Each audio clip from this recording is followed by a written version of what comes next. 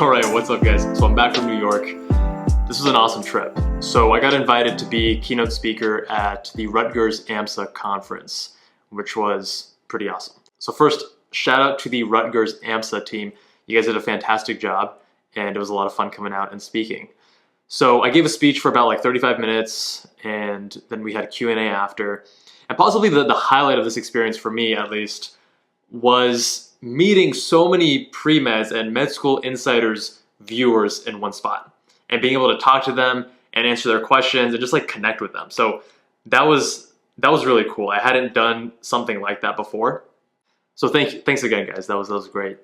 Now, most people in medical school and residency don't get to travel that much.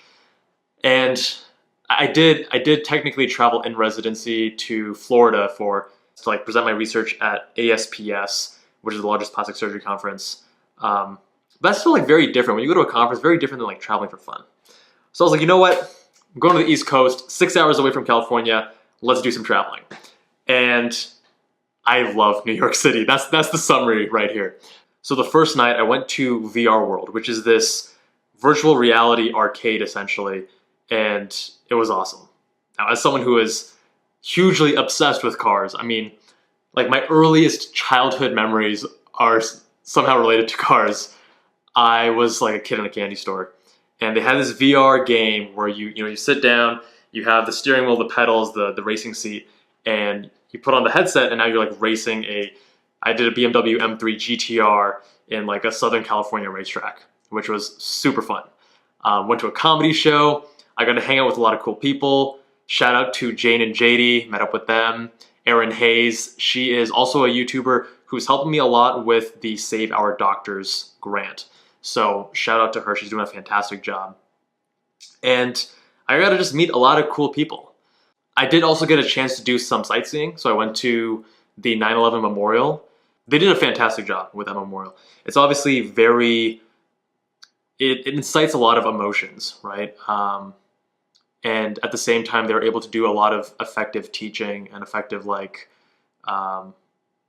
history lessons, and overall, it was just like so well done. And I felt that it was really a good use of my time and my money. I spent several hours there.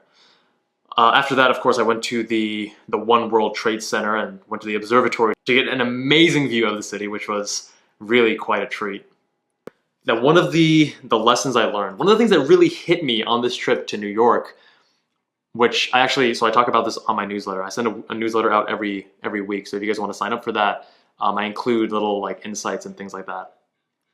And that lesson that insight was how working hard in one area and really giving it your all can open up so many other opportunities in areas you wouldn't even expect. It's really wild. It's kind of surreal, looking back. It actually really just hit me all while I was traveling. I said, look at my life now. Like 1 to 2 years ago, I would have had zero idea that this would be my life and what has happened since. Obviously, I'm no longer in medical school. I'm no longer in residency. But even as a pre-med, let's start there. As a pre-med, I worked very hard. I ultimately did well on the MCAT. I was a competitive applicant. I got accepted to a lot of schools. I had my choice. And I didn't really see this coming, but because I was such a strong applicant, I just wanted to get to a good med school. I was like, you know what? I want to be in California somewhere. And I didn't realize at the time that by doing that and by having multiple school acceptances, I could actually get schools to give me offers such that my out-of-pocket cost for med school is minimal. So by working hard in one thing, I had all these other side benefits. Not only do I get my choice as to which med school I go to, but now I'm saving hundreds of thousands of dollars in tuition and living costs, which is just absurd, right? So starting med school, I think, let me do pediatric gastroenterology. And a big reason I wanted to do that was because of my own story with Crohn's disease. And long story short, I didn't do peds GI. I ended up going to plastic surgery, which is one of the most competitive specialties, most difficult to get into. And peds, on the other hand, is one of the easiest specialties to get into. So you don't need to be a top student by any means. But I can't half-ass anything, right? So what I ended up doing was still working really hard in med school. I did well in step 1, did well in step 2, did well in my clinical rotations. And by the time I changed my mind that I no longer wanted to do PGI and now I want to do plastic surgery, I was in a position that I had that opportunity available because I applied myself fully, and I didn't just take, I didn't just half-ass it or take the easy way out because I thought that, oh, this path of PGI is, not too bad, so I can just kind of chill and enjoy med school. The reason I use the quotes is that I still totally loved med school even though I was working really hard. So now taking it further, when I first started Med School Insiders, it was literally, an iPhone, not even this iPhone, it was an iPhone 6 on a $18 Amazon tripod, strapped together with a selfie stick over a table. And then I got an 8x11 piece of printer paper with a black pen and just started writing. And I started talking to the phone, no external mic, literally the production quality was total garbage. But over time, I was like, you know what, I can't half-ass this. I gotta do a good job. So I kept honing my craft, and then we went animated, and then we had some iteration there. And now the channel is like 450,000 subscribers just 2 years later. And because of that mindset of constantly improving, the channel took off. And more importantly, a lot of opportunities that I never would have anticipated have opened up.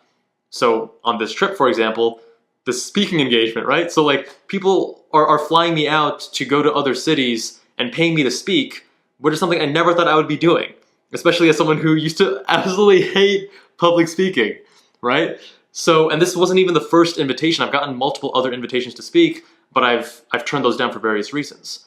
And now there are these other things that have opened up as well.